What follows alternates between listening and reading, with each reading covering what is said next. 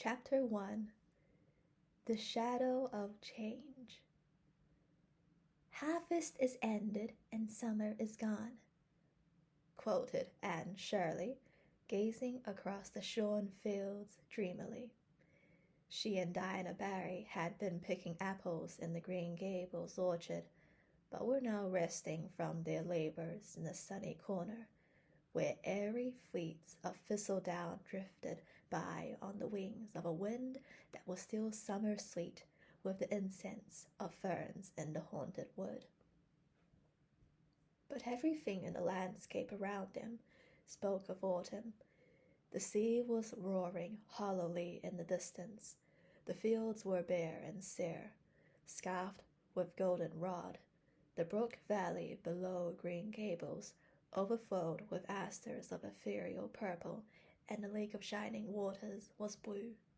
Blue, blue, not the changeful blue of spring, nor the pale azure of summer, but a queer, steadfast, serene blue,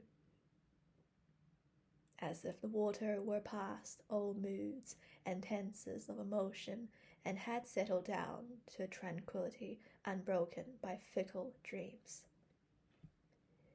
"It had been a nice summer," said Dinah, twisting the new ring on her left hand with a smile. "And Miss Lavender's wedding seemed to come as a sort of crown to it. I suppose Mr. and Mrs. Irving are on the Pacific coast now." "It seems to me they have been gone long enough to go around the world," sighed Anne. "I can't believe it is only a week since they were married. Everything has changed. Miss Lavender and Mr. and Mrs. Allen gone. How lonely the manse looks with the shutters all closed. I went past it last night, and it made me feel as if everybody in it had died." "We'll never get another minister as nice as Mr. Allen," said Dinah with gloomy conviction. "I suppose we'll have all kinds of supplies this winter, and half the Sundays no preaching at all, and you and Gilbert gone, it will be awfully dull." "Fred will be here," insinuated Anne slyly. "When is Mrs. Lynde going to move up?" asked Dinah, as if she had not heard Anne's remark. "Tomorrow. I'm glad she's coming, but it will be another change. Marilla and I cleared everything out of the spare room yesterday. Do you know I hated to do it?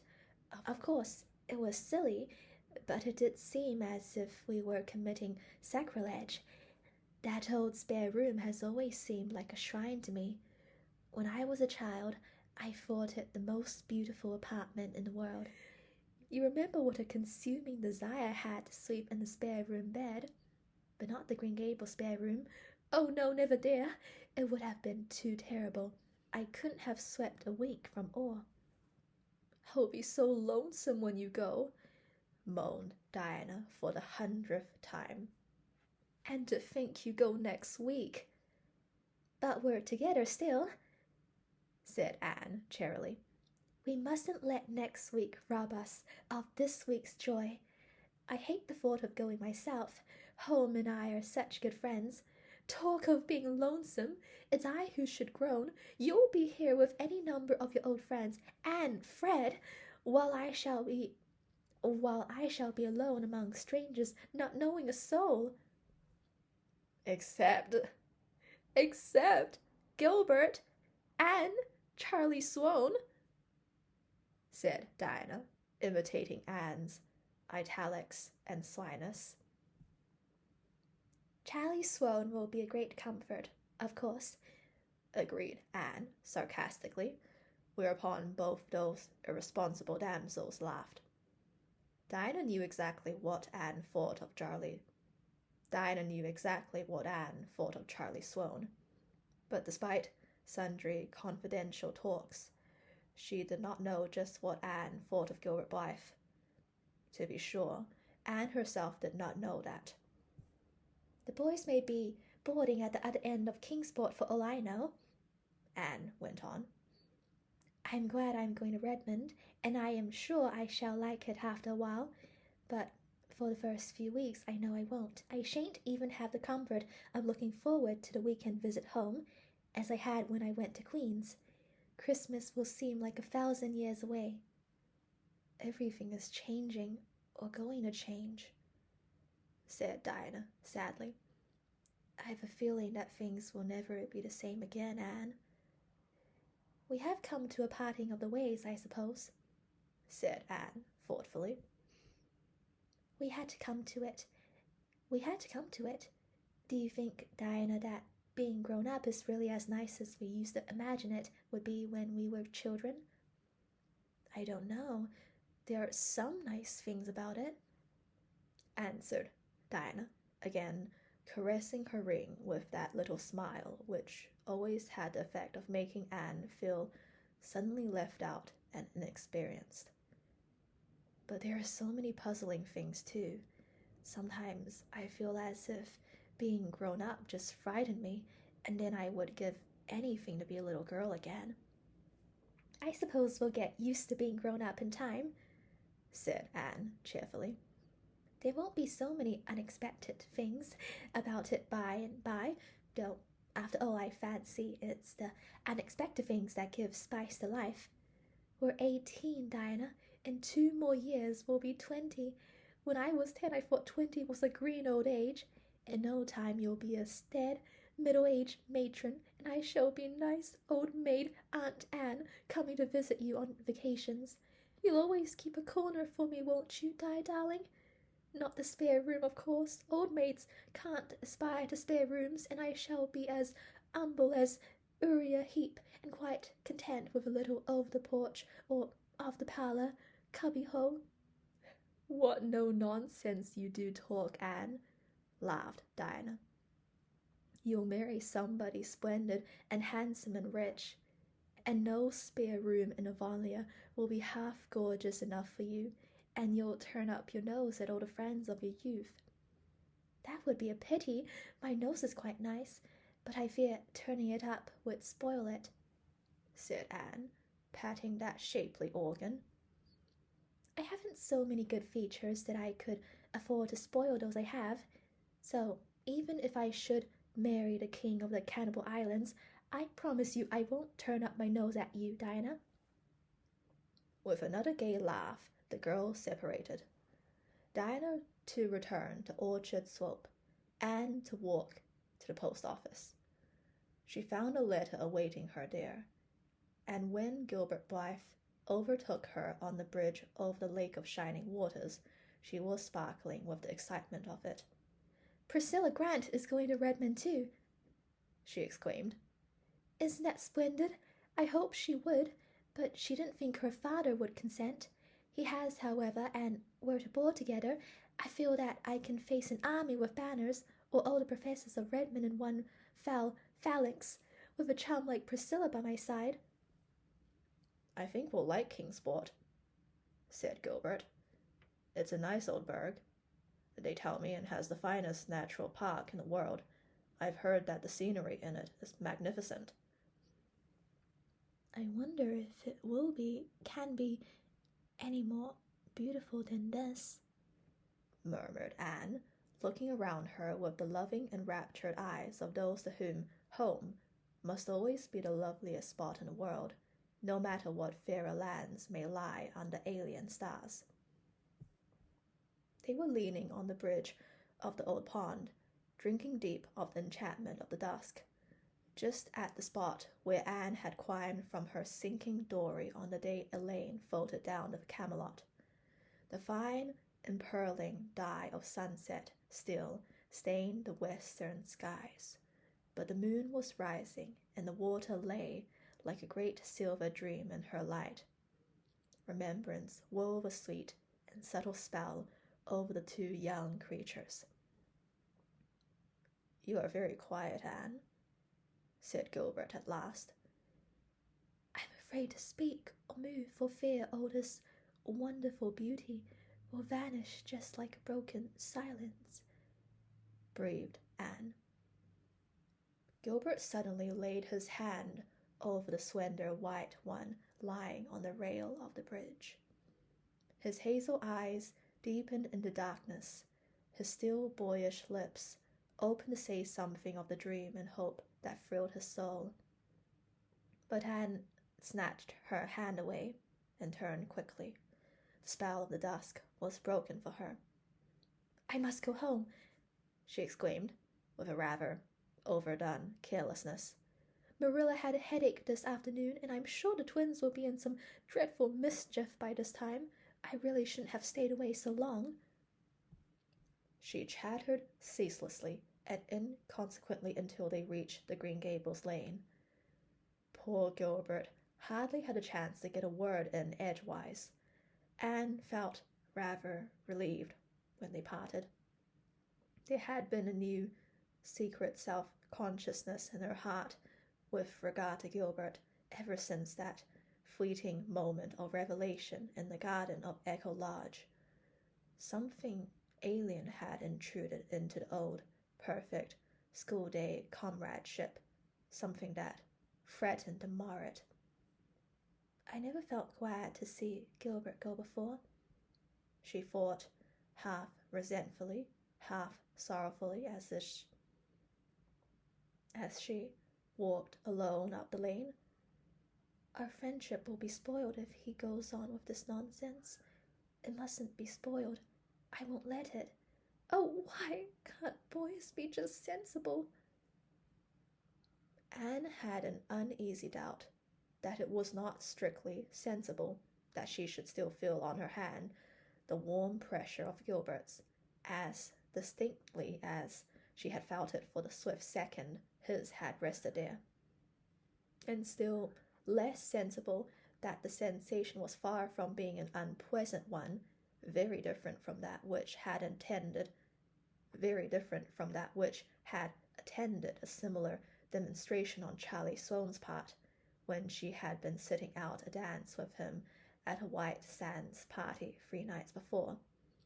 Anne shivered over the disagreeable recollection, but all problems connected with infatuated swains vanished from her mind when she entered the homely, unsentimental atmosphere of the Green Gables kitchen, where an 8-year-old boy was crying grievously on the sofa. "What is the matter, Davy?" asked Anne, taking him up in her arms. "We are Marilla and Dora." "Marilla's putting Dora to bed," sobbed Davy. "And I'm crying 'cause Dora fell down the outside cellar steps heels over head and scraped all the skin off her nose and—" Oh, well, don't cry about it, dear. Of course you are sorry for her, but crying won't help her any. She'll be all right tomorrow. Crying never helps anyone, Davy boy, and—" "I ain't crying 'cause Dora fell down cellar," said Davy, cutting short Anne's well-meant preachment with increasing bitterness. "I'm crying 'cause I wasn't there to see her fall. I'm always missing some fun or other, seems to me." "Oh, Davy!" Anne choked back an unholy shriek of laughter. "Would you call it fun to see poor little Dora fall down the steps and get hurt?" "She wasn't much hurt," said Davy defiantly. "'Course if she'd been killed I'd have been real sorry, Anne, but the Keefs ain't so easy killed. They're like the Blewitts, I guess. Herb Blewett fell off the hayloft last Wednesday and rode right down through the turnip chute into the box store where they had a fearful wild cross horse and rode right under his heels. And still he got out alive with only 3 bones broke. Mrs. Lynde says there are some folks you can't kill with a meat axe. Is Mrs. Lynde coming here tomorrow, Anne?" "Yes, Davy, and I hope you'll be always very nice and good to her." "I'll be nice and good, but will she ever put me to bed at nights, Anne?" "Perhaps. Why?" "'Cause," said Davy very decidedly, "if she does I won't say my prayers before her like I do before you, Anne." "Why not?" "'Cause I don't think it would be nice to talk to God before strangers, Anne. Dora can say hers to Mrs. Lynde if she likes, but I won't. I'll wait till she's gone and then say 'em. Won't that be all right, Anne?" "Yes, if you are sure you won't forget to say them, Davy boy." "Oh, I won't forget, you bet. I think saying my prayers is great fun, but it won't be as good fun saying them alone as saying them to you. I wish you'd stay home, Anne. I don't see what you want to go away and leave us for." "I don't exactly want to, Davy, but I feel I ought to go." "If you don't want to go, you needn't. You're grown up. When I'm grown up, I'm not going to do one single thing I don't want to do, Anne." "Oh, your life, Davy, you'll find yourself doing things you don't want to do." "I won't," said Davy flatly. "Catch me, I have to do things I don't want to do now, 'cause you and Marilla will send me to bed if I don't. But when I grow up, you can't do that, and there'll be nobody to tell me not to do things. Won't I have the time? Say, Anne, Milty Boulter says his mother says you're going to college to see if you can catch a man. Are you, Anne? I want to know." For a second, Anne burned with resentment. Then she laughed, reminding herself that Mrs. Boulter's crude vulgarity of thought and speech could not harm her. "No, Davy, I'm not. I'm going to study and grow and learn about many things." "What things?" "Shoes and ships and sealing wax and cabbages and kings," quoted Anne. "But if you did want to catch a man, how would you go about it? I want to know," persisted Davy, for whom the subject evidently possessed a certain fascination. "You'd better ask Mrs. Boulter," said Anne thoughtlessly. "I think it's likely she knows more about the process than I do." "I will, the next time I see her," said Davy gravely. "Davy, if you do!" cried Anne, realizing her mistake. "Well, you just told me to," protested Davy, aggrieved. "It's time you went to bed," decreed Anne, by way of getting out of the scrap. After Davy had gone to bed, Anne wandered down to Victoria Island and sat there alone, curtained with fine-spun moonlit gloom, while the water laughed around her in a duet of brook and wind. Anne had always loved that brook. Many a dream had she spun over its sparkling water in days gone by. She forgot love-lorn youths and decaying speeches of malicious neighbors and all the problems of her girlish existence. In imagination she sailed over storied seas that wash the distant shining shores of fairy lands forlorn, where lost Atlantis and Elysium lie, with the evening star for pilot, to the land of heart's desire. And she was richer in those dreams than in realities, for things seen pass away, but the things that are unseen are eternal. Chapter 2. Garlands of Autumn. The following week sped swiftly, crowded with innumerable last things, as Anne called them.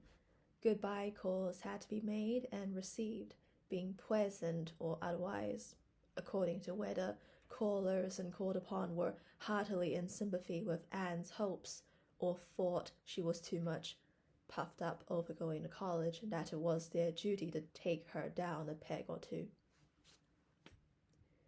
The AVIS gave a farewell party in honor of Anne and Gilbert one evening at the home of Josie Pye, choosing that place partly because Mr. Pye's house was large and convenient, partly because it was strongly suspected that the Pye girls would have nothing to do with the affair if the offer of the house for the party was not accepted.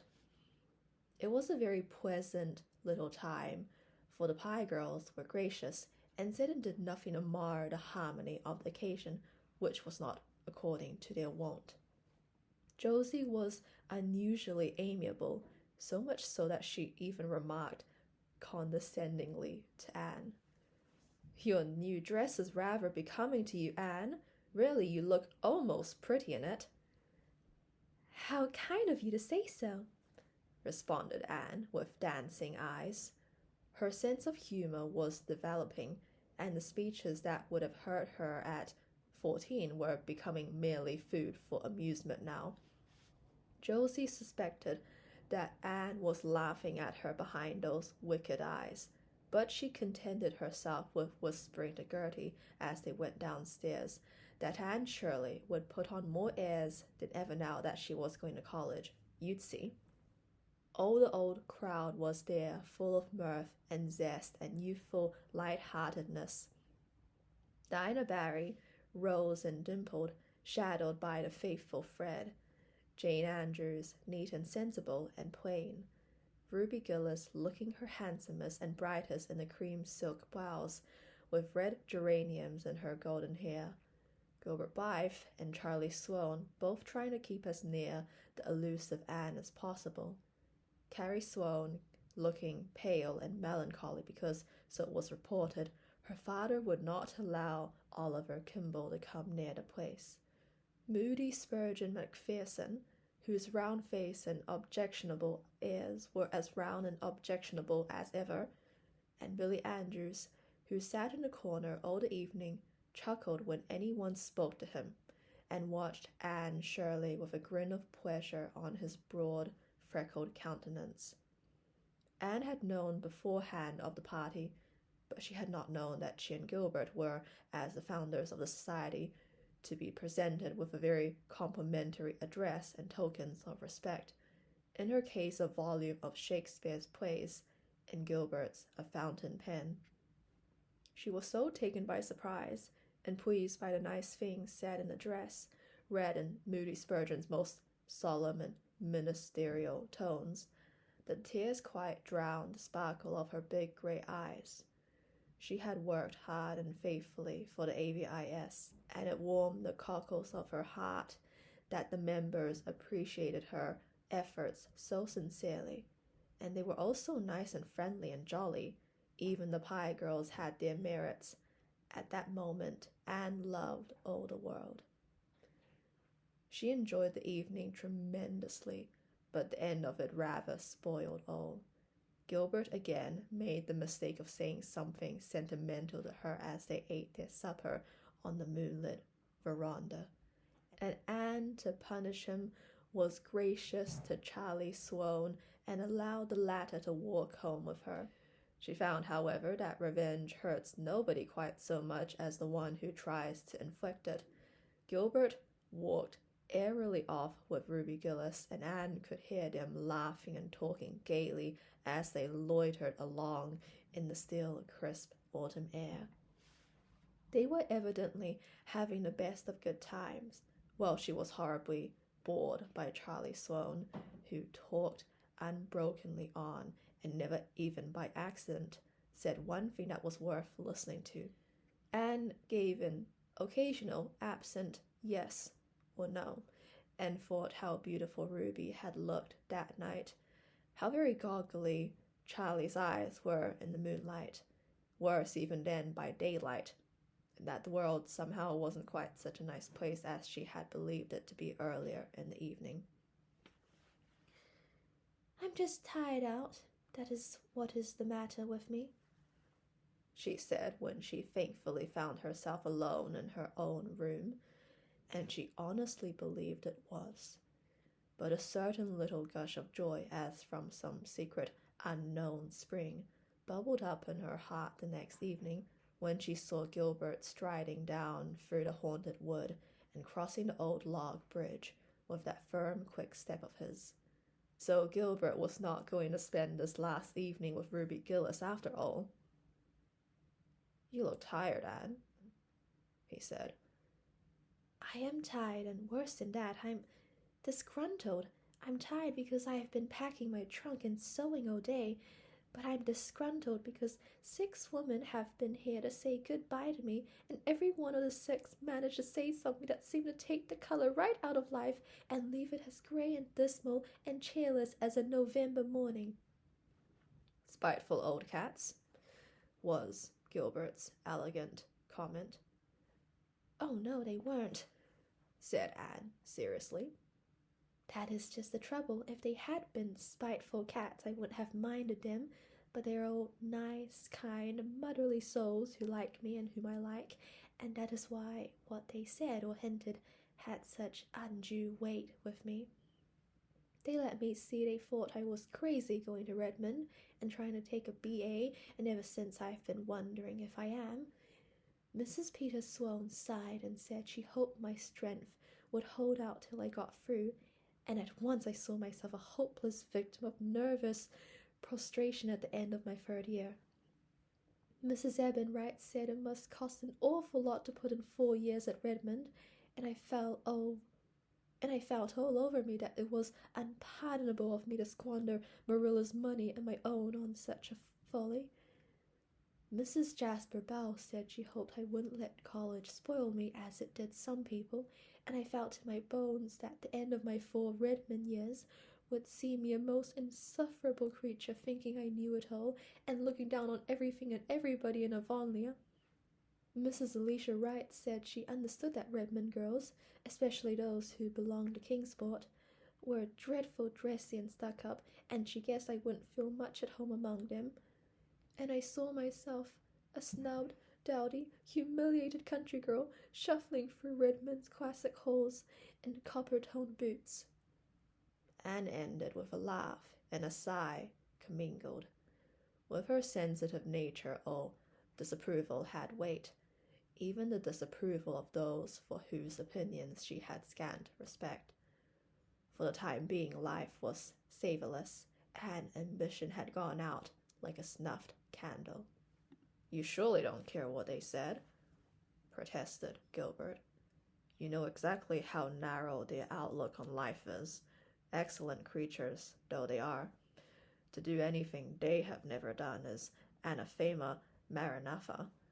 You are the first Avonlea girl who has ever gone to college, and you know that all pioneers are considered to be afflicted with moonstruck madness." "Oh, I know, but feeling is so different from knowing. My common sense tells me all you can say, but there are times when common sense has no power over me. Common nonsense takes possession of my soul. Really, after Mrs. Alicia went away, I hardly had the heart to finish packing." "You're just tired, Anne. Come, forget it all and take a walk with me. A ramble back through the woods beyond the marsh. There should be something there I want to show you." "Don't you know if it is there?" "No, I only know it should be, from something I saw there in spring. Come on, we'll pretend we are 2 children again, and we'll go the way of the wind." They started gaily off, and remembering the unpleasantness of the preceding evening was very nice to Gilbert, and Gilbert, who was learning wisdom, took care to be nothing save the schoolboy comrade again. Mrs. Lynde and Marilla watched them from the kitchen window. "That'll be a match some day," Mrs. Lynde said approvingly. Marilla winced slightly. In her heart she hoped it would, but it went against her grain to hear the matter spoken of in Mrs. Lynde's gossipy matter-of-fact way. "They're only children yet," she said shortly. Mrs. Lynde laughed good-naturedly. "Anne is 18. I was married when I was that age. We old folks, Marilla, are too much given to thinking children never grow up, that's what. Anne is a young woman, and Gilbert's a man, and he worships the ground she walks on, as anyone can see. He's a fine fellow, and Anne can't do better. I hope she won't get any romantic nonsense into her head at Redmond. I don't approve of them coeducational places, and never did, that's what. I don't believe," concluded Mrs. Lynde solemnly, "that the students at such colleges ever do much else than flirt." "They must study a little," said Marilla with a smile. Precious little," sniffed Mrs. Rachel. "However, I think Anne will. She never was flirtatious, but she doesn't appreciate Gilbert at his full value, that's what. Oh, I know, girls. Charlie Sloane is wild about her too, but I'd never advise her to marry a Sloane. The Sloanes are good, honest, Respectable people, of course, but when all's said and done, they're swones. Marilla nodded. To an outsider, the statement that swones were swones might not be very illuminating, but she understood. Every village has such a family. Good, honest, respectable people they may be, but swones they are and must ever remain, though they speak with the tongues of men and angels. Gilbert and Anne, happily unconscious that their future was first being settled by Mrs. Rachel, were sauntering through the shadows of the haunted wood. Beyond, the harvest hills were basking in an amber sunset radiance under a pale aerial sky of rose and blue.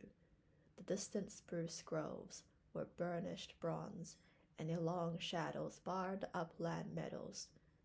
But around them a little wind sang among the fir tassels, and in it there was the note of autumn. "This wood really is haunted now by old memories," said Anne, stooping to gather a spray of ferns bleached to waxen whiteness by frost. "It seems to me that the little girls Dinah and I used to play here still, and sit by the dryad's bubbles in the twilights, trysting with the ghosts. Do you know, I can never go up this path in the dusk without feeling a bit of the old fright and shiver. There was one especially horrifying phantom which we created, the ghost of the murdered child that crept up behind you and laid cold fingers on yours. I confess that to this day I cannot help fancying its little furtive footsteps behind me when I come here after nightfall. I'm not afraid of the White Lady, or the headless man, or the skeletons, but I wish I had never imagined that baby's ghost into existence. How angry Marilla and Mrs. Barry were over that affair," concluded Anne with reminiscent laughter. The woods around the head of the marsh were full of purple vistas fretted with gossamers. Past the door plantation of gnarled spruces in the maple-fringed, sun-warmed valley, they found the something Gilbert was looking for. "Ah, here it is," he said with satisfaction. "An apple tree! And away back here?" exclaimed Anne delightedly. "Yes, a veritable apple-bearing apple tree, too, here in the very midst of pines and beeches, a mile away from any orchard. I was here one day last spring and found it, all white with blossom, so I resolved I'd come again in the fall and see if it had been apples. See, it's loaded. They look good, too, tawny russets but with a dusky red cheek. Most wild seedlings are green and uninviting." "I suppose it sprang years ago from some chance-sown seed," said Anne dreamily. "And how it has grown and flourished and held its own here all alone among aliens, the brave determined thing." "Here's a fallen tree with a cushion of moss. Sit down, Anne. It will serve for a woodland throne. I'll climb for some apples. They all grow high. The tree had to reach up to the sunlight." The apples proved to be delicious. Under the tawny skin was a white flesh, faintly veined with red, and besides their own proper apple taste, they had a certain wild, delightful tang no orchard-grown apple ever possessed. "The fatal apple of Eden couldn't have had a rarer flavor," commented Anne. "But it's time we were going home. See, it was twilight 3 minutes ago, and now it's moonlight. What a pity we couldn't have caught the moment of transformation. But such moments never are caught, I suppose." "Let's go back around the marsh and home by way of Lover's Lane. Do you feel as disgruntled now as when you started out, Anne?" "Not I. Those apples have been as manna to a hungry soul. I feel that I shall love Redmond and have a splendid 4 years there." "And after those 4 years, what?" "Oh, there's another bend in the road at their end," answered Anne lightly. "I've no idea what may be around it. I don't want to have. It's nicer not to know." Lover's Lane was a dear place that night, still and mysteriously dim in the pale radiance of the moonlight. They loitered through it in a pleasant, chummy silence, neither caring to talk. If Gilbert were always as he has been this evening, how nice and simple everything would be, reflected Anne. Gilbert was looking at Anne as she walked along. In her light dress, with her slender delicacy, she made him think of a white iris. I wonder if I can ever make her care for me,